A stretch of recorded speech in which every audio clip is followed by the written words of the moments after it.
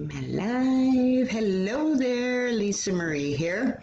Thanks for hopping on. If you're here live or replay, let me know which. And I'm curious, The Science of Getting Rich, who is following this series?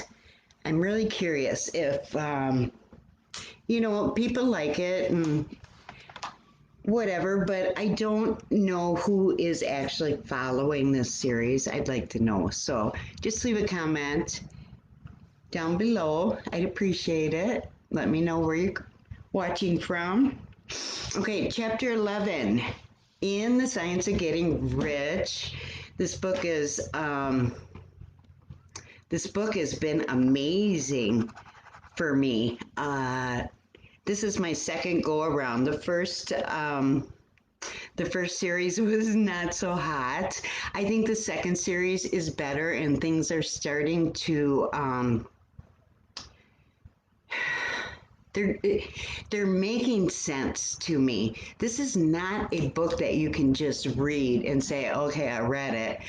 I'm telling you, you got to study this book chapter by chapter, and it is based on all the principles, and it is a mathematical, scientific, you will get rich if you follow this book. Okay, so thought is the creative power, okay, and that compelling force which causes that creative power to act, but we cannot rely on thought alone without paying attention to the personal action. They go hand in hand. That's the biggest problem as to why people don't succeed. Our personal action must supplement our thought. So you just can't have one and not the other. When we go about things in this certain way, we are guaranteed riches. We cannot take things from like charity. You cannot be a charity. That is not how we go about things. We cannot steal. Hey, Nicholas, thanks for hopping on. Appreciate you, buddy. I'm glad you did. You don't get to catch me live too often. I love seeing your face. Such a great, supportive friend. I appreciate you so much. So the reason that we don't, when we do things in a certain way, we are guaranteed riches. This has been proven over and over and over again. We cannot take, like I said, from the charity, we cannot steal, and we cannot swindle anyone out of any money. But rest assured that the universe will have it projecting in your way. We can't worry about how we will get it. We just need to be prepared for it.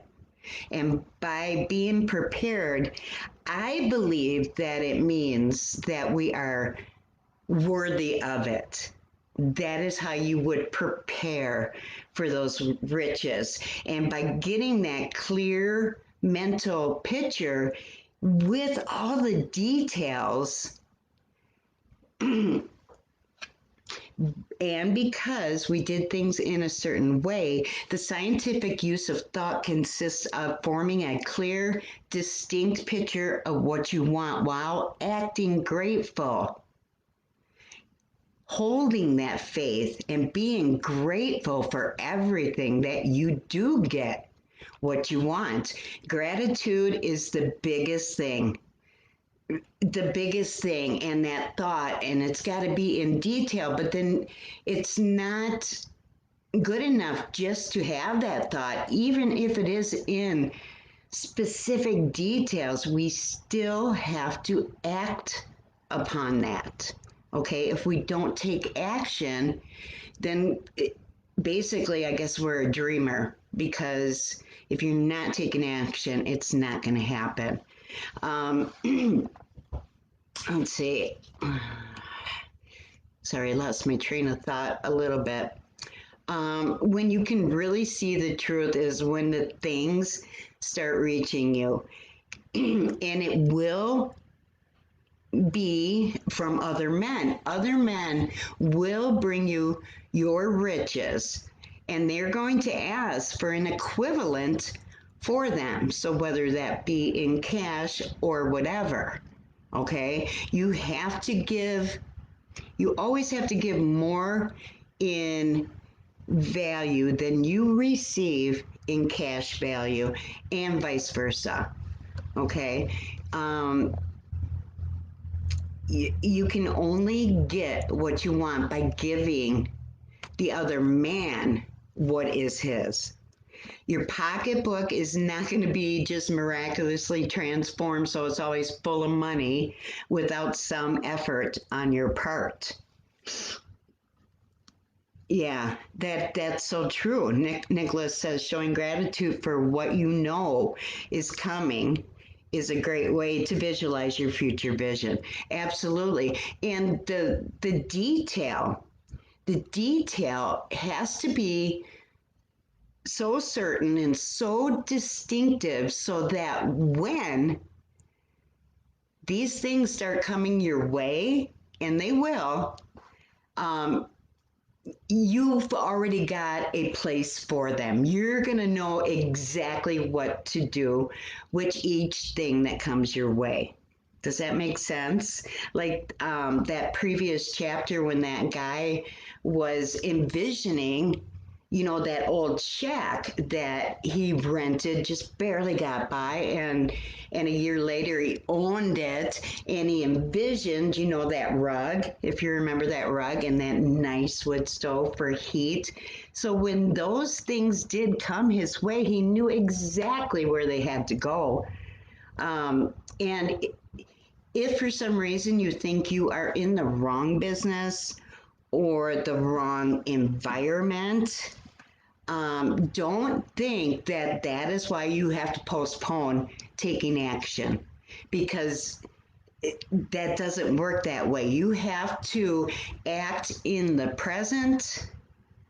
Um, so you have to do the best you can do at whatever you're doing every single day with sufficient efficiency.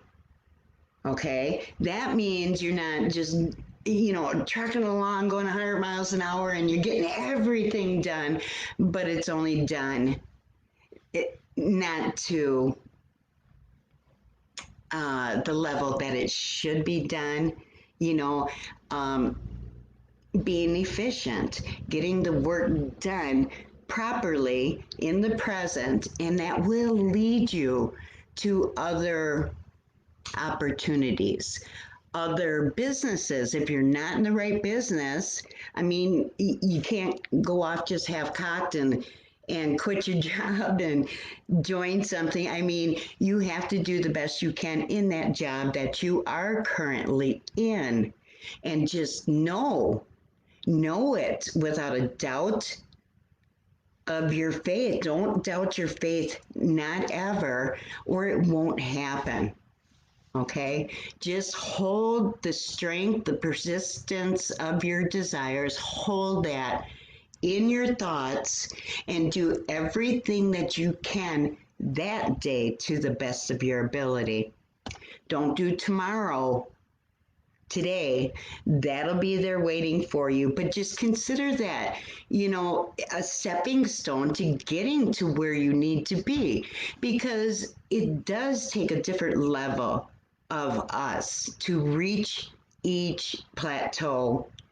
And then once you reach a plateau, it's going to take a different version of you to reach your next plateau. So you have to grow during this. You can't just expect it to happen overnight.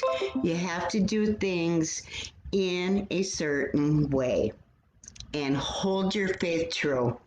Okay.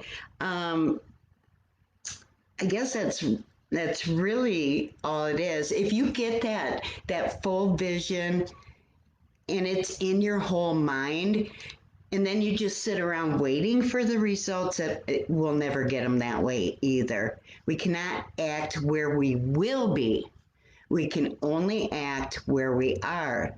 So if we worry about circumstances down the road, what if this or what if that, it's not going to work. You have to always think in the present. We cannot worry about things we didn't do right in the past. That's gone. You can't change that. We can't worry about the future as far as doing things now because they are not here yet.